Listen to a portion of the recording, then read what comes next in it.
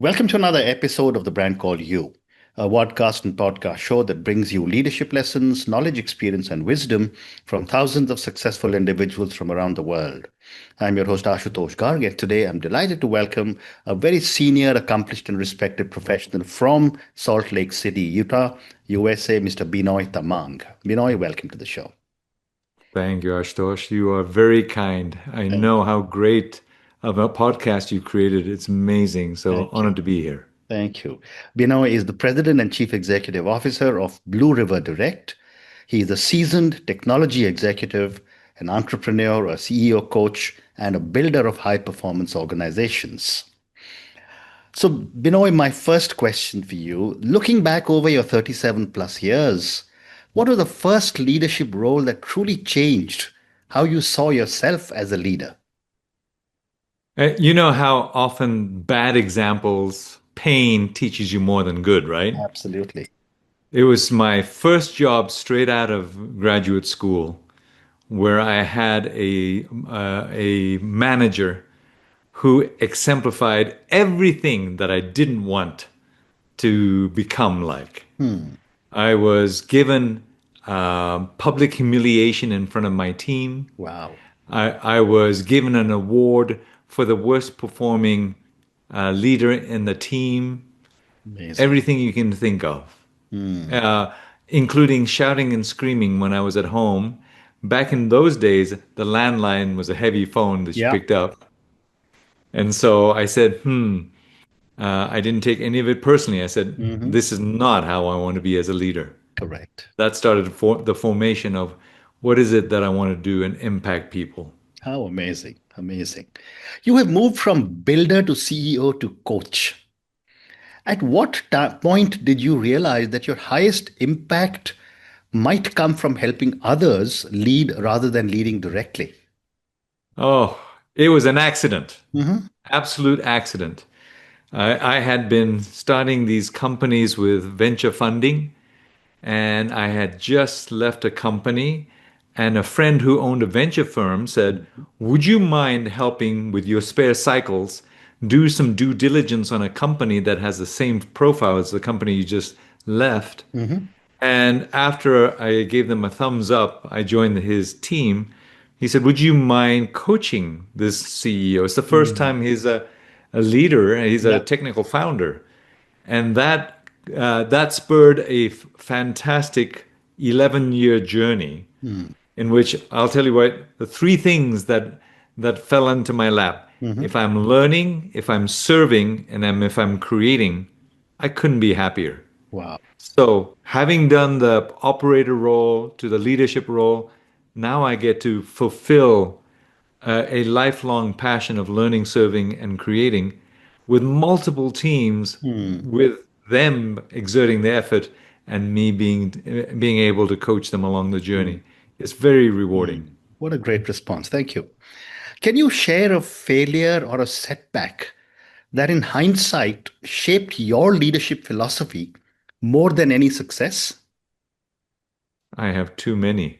We Uh, all do. Yes. I- I'll limit it to one. Hmm. Um, the biggest one that I can recall is when I was humiliated in front of a board Hmm. because of the style of leadership that I had Hmm. was much more participative and listening, and the board wanted very direct action on eliminating headcount and reducing the burn rate. Hmm. And it was at that time that I said, okay, I can see that we're not going to make inroads. Hmm. And when I learned that that was not what they were looking for, I had to make a mental check to make sure that I was still fine with who I am and who I was, Hmm. and not demoralize myself by thinking, oh, I just got demoted. I just got reduced. I just got diminished. Hmm. And that was a huge turning point for me to realize, you know what? Everybody intellectually jockeys and says, oh, I have pattern recognition skill. I have so many boards that I've been on. Hmm. But ultimately, they don't know the true nature of this organization, the personalities, the culture. And Very. so that was a big pivot point. Yeah. Do not listen to external perspectives that are so easily given and not earned through the sweat of having to operate on a day-to-day basis, fighting in the trenches. That's when I learned, okay, I'm great enough. Not just good enough, I'm great enough. I Mm. don't need to listen to people. Fascinating. So, Thank you. Let's now talk a little bit more about coaching. And my question to you, Benoy, is what typically prompts CEOs to seek coaching and what keeps them from doing it earlier? oh, I'll go in the reverse order. Hmm. Almost everyone wants to appear like they've got their act down. Correct. Nobody wants to communicate that they are weak, that they are in Mm. need. Mm. So, invariably, not just lack of self awareness, Mhm. actual pride gets in the way Mm. and defers, if not completely detracts people from seeking coaching. Mm. When do people seek coaching? Most of the time, when pain arrives. Yeah. The pain is ultimately the main humbling agent that opens them up to say, maybe I need some external help. Mm. Maybe I should listen to my board. Mm. Maybe I should enlist the help of a third party Mm. that can help me through this quagmire. Yeah. And today I had a unique need from somebody who was parting ways with a company that he had just raised $15 million for as a software company. And as soon as the money was raised, his partner became greedy and started to oust him. Mm. And so, in that moment of pain, this individual said, could you help me extricate myself without losing my sanity, without losing all of my equity? Pain was what was needed, and pain is usually the litmus, the catalyst that gets them going. Mm. Ashutosh. Yeah. Yeah. Yeah. Amazing. What distinguishes a coachable CEO from one who's merely seeking validation? It's a beautiful question. I will give you a rather crass response. Hmm. The validation and all of those types of people, I call it, and I categorize when companies have mission, vision, and core values, Mm. their core value is based on and essentially being a turd. Mm. They are the main people. They are the only person who knows the decision, only one who can make Mm. the right answers come out of their mouth. So to make it very simple, those who truly are coachable are not just humble and Mm. hungry, but they're self-aware enough to know, hey, I could absolutely go through this quagmire of problems and issues with a level of help that I absolutely need, while the turds are the ones that saying, "Let me just go and find out Mm. whether or not I am more correct than the rest of them." Very well said. Very well said. You know, you work a lot with founders or first time founders. And therefore, my question is what is the most common leadership blind spot among first time founders who become CEOs that you have encountered? It's a great question because it's a surprising amount of times that I've seen our leaders somehow have a skewed perspective of leadership. Hmm. And they think this. I even said this to one CEO Hmm. who just came back from having his meeting with his staff Hmm. around the boardroom table. And I said, so what happened? He said, Hmm. the VP of sales wasn't paying attention. His laptop was open. Hmm. And after numerous times of requesting him to close the laptop so he could focus, I just blew my top. I yelled, I pounded the table, Hmm. and I demanded that he shut the laptop. Amazing. Only then did he Hmm. do it. Hmm. So I said, oh, so how did the rest of the meeting go after Hmm. that Hmm. outburst? He Hmm. said, not well, with a little bit of a shamed face. Not well. I Yeah. said, surprise, surprise. Then I said, where did you learn that that Hmm. particular style of leadership Hmm. was what you needed to wield? And he said, and I kid you not, he said, from all the movies and all the shows that I've seen.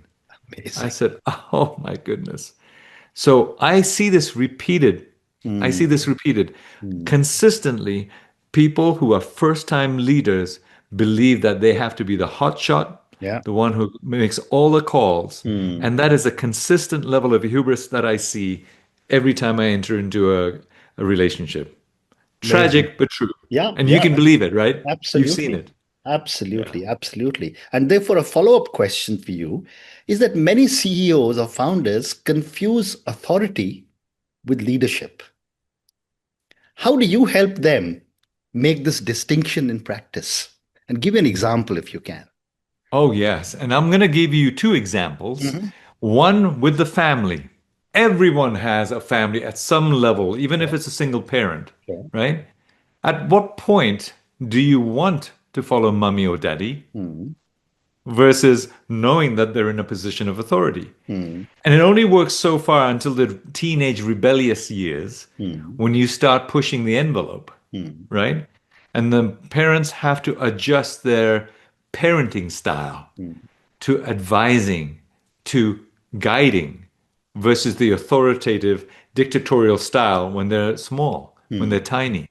The same thing applies at work. mm, People confuse the fact that your role has a certain level of influence and power. mm, But at what point do you want to have an organization where they cower, where they do not push back, where they are all yes men or women mm. because you have become too authoritarian Yeah. versus a leader? A leader encourages growth and individuality. Mm, A leader is defined as when people want to follow you, mm. not when they have to follow you. Yeah. Yeah. That's the distinction that I've come up with. Amazing. And at what stage, in your view, should a founder stop being the smartest person in the room? And how do they do that without losing relevance? Beautifully asked and beautifully said. Hmm. Uh, Invariably, though it is very difficult for people to fathom, Hmm. as soon as you have more than yourself to work on the business, Yeah. you need to start thinking about we, Mm, not I. mm, You need to start being more inclusive versus this is the way it is. mm, It is a difficult act and a transition to follow, mhm. but one that we must in order to scale, for we become the limiter, the Yeah. bottleneck. Yeah. And as the growth of the team dictates specialized roles, even more crucial Mm, that the leader starts learning, oh, okay, I need to be able to create a system, a culture, an environment in which I foster the unique talents of each of the individuals that are on the team to mm, flourish mm, and win. I think the right way to say it is this: the goal of the leader is to enable people to know how to win in that organization, and then great. to create a Yeah. support environment and system. Great response. What are the early warning signs that a leadership team is misaligned, even if results are looking very good? This is easy. I know everyone who's listening and watching this show has experienced it themselves. Yeah. Whenever there is internal bickering and fighting, Mm, that regardless of the results, you can just sense the tension in the air. You've already got skewed teams. You've mm, already got silos. You've already got fiefdoms. People are already jockeying for their own, slice of the pie. mm, Regardless of what the results are, even if it's fabulous, that is a temporary level of positive results. It will mm, soon start declining. mm, It's whenever you have people that are having friction between each other in their teams and especially interdepartmental. mm, That's when you know you've mm, got trouble. mm. And in your coaching work, what are some of the common mistakes leaders make when handling senior underperformers? Oh, yes. There's two specific I'm going to share. Mm, mm, Number one, the complaint I often hear from CEOs is that person needs to be held accountable. They're not producing. They're not yeah. doing a Mm, certain thing. And I go, That tells me it's a system issue. You Mm, haven't, again, created a very clear job description. You haven't told them how to win. You haven't told them how to do the transitions and the handoffs. mhm, Fumbles happen during the handoffs. They just don't know how to win. mm, That's number one, clarity in their role. mm. Number two, the second most common element that CEOs make when handling underperforming executives, they don't know how to talk with kindness Correct. versus being nice. Mm, They don't know how to address with accuracy what the issues are. mm, They want to be liked more, and so mm, they kick the can down the road. They kind of hem and haw, and they use too many words to mm. describe the deviation from their expectation. Yep. That is a, and you've seen this. Mm, It just reduces the efficacy of that role, and the individual truly doesn't know whether or not they're in the doghouse or whether they're just being given a pat on the back. Tell them directly, look, I care for you, and because of that, I need you to know that your results are terrible. How can I help you address that? What mm, can we do to correct this? mm, Those sorts of discussions are often avoided mm, because they're too afraid and they're too nice instead of being kind. mm. Well said. Moving on, Binoy, how do you coach CEOs to make high stakes decisions when data is incomplete and the future is looking uncertain? It's a condition that we all reside in, isn't it? Yeah. There's no perfect environment in which you've got all the data loaded up, and no AI model is ever going to predict 100% accuracy. Yeah. So the number one response is this: you created the business up to this stage. Mm, Trust your gut, act on it, and if you need to pivot, pivot. mm, But do not be paralyzed mm. with the lack of data. Correct. Take the best guess, explain to the executive team what it is you're doing and why, Mm, and let them know in advance that there may have to be adjustments. But do not get paralyzed. mm, Act. mm. Those who win act early and take big decisive roles. Yeah. And the ones, and you've seen that, and I've seen this, that many companies' valuations and success are hinged upon early decisions made Mm. with incomplete data. True. Make it. True. True. Just make True. it. If you have to Absolutely. change, change. Well said. You often work with leaders at moments of doubt. How should CEOs relate to uncertainty without projecting their fear onto their teams? Yes, that is a beautiful leadership conundrum everyone faces. Mm, And ultimately, what I've learned through my own very bad mistakes that is that in the end, you cannot hide.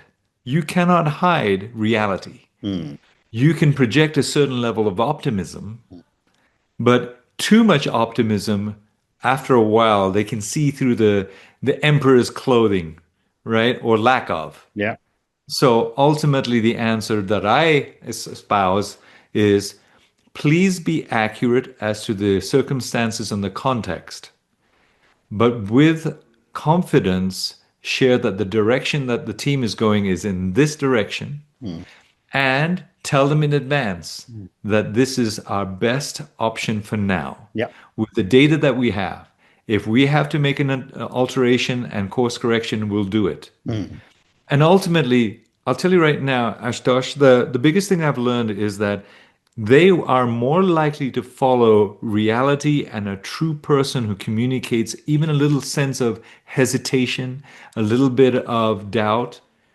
They're more likely to believe you when you make the decision, mm, knowing that they too are being given an example for when they face their uncertainty, when they don't have accuracy and buckled down, that they too are allowed the freedom to make mistakes. mm, So mm. emulate, model the Yeah. leadership that you want the organization to exhibit. Mm, well said.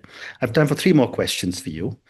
What advice do you give leaders who feel trapped between board pressure and what they believe is right for the company? And this again is a very, very common challenge founders face. Yes, I'm smiling with recognition. I, in fact, had one CEO who really wanted to hire me, but he didn't. A couple of years later, he sold his company and had a decent exit. But afterwards, he invited me to breakfast and said, "May I seek your forgiveness?" I said, "What? You don't have to." He says, "Well, I knew that if I had you on my team, I'd probably do better, but I was more scared that you were a spy on behalf of the board and you would relay all of the negatives back to the board," which spoke of his own insecurities and fears. So, long story short, ultimately, the board can only advise. If you are running your business and you know all of your team, the context of the competition, the pricing issues, and all of the inner workings, you are responsible to run the business. In fact, the board will more likely support you when you oppose them because you take full credit and full blame Yeah. for the execution of the business. They are going to respect you more when you stick to your guns. This is your business. Yeah. This is your show. Yeah. Assume the master control program level of influence and do not worry about the board. Ask for help, give them updates, be transparent, but you are running your business. Plus, the board has more than enough portfolios of other boards that they're sitting on. The last thing they want to do is dabble in the business and operate it. Amazing. My last question for you, Benoy, and this comes back to you now. If you could speak to your younger self at the start of your entrepreneurial journey, what belief about leadership would you challenge immediately? This is an easy answer. Mm-hmm. I would say to myself, believe in yourself. Stop doubting. Do it. You can do it. Everyone at a younger age wants to do it right, wants to have everything line up, wants to do all the research. A good friend, when I was barely starting out, told me something that I've never forgotten. I had just pummeled him with questions. What about this? And how do you do this? And how did you figure out the product? And how did you finance it? And he goes, after a while, he goes, stop. I have one advice for you. And I said, what is that? He said, go do your own business. Correct. Don't ask me any more questions. And looking back, I do the same. And with a little bit of a caveat, believe in yourself. You can do it. You don't have to have everything lined up. Believe in yourself. Yeah. Drop the fear. Be fearless. And for all of our listeners and all of our viewers, I would say the same. We do too much doubting of ourselves, Yeah. right? Yeah. Believe in yourself. You can do this. Absolutely. And on that note, and your powerful advice of believe in yourself, thank you, Benoy, for this absolutely incredible conversation. You know, clearly the amount of experience you have and the amount of wisdom you have shared with all my viewers and listeners on leadership, on coaching, on some of the challenges founders face. And we have a lot of young founders who listen to our conversation. This is really what I would call a 101 for a startup founder and on leadership. Thank you again for speaking to me and good luck to you. Thank you so much. Thank you again. Thank you for listening to the Brand Called You videocast and podcast, a platform that brings you knowledge, experience, and wisdom of hundreds of successful individuals from around the world. Do visit our website www.tbcy.in to watch and listen to the stories of many more individuals. You can also follow us on YouTube, Facebook, Instagram, and Twitter. Just search for the Brand Called You.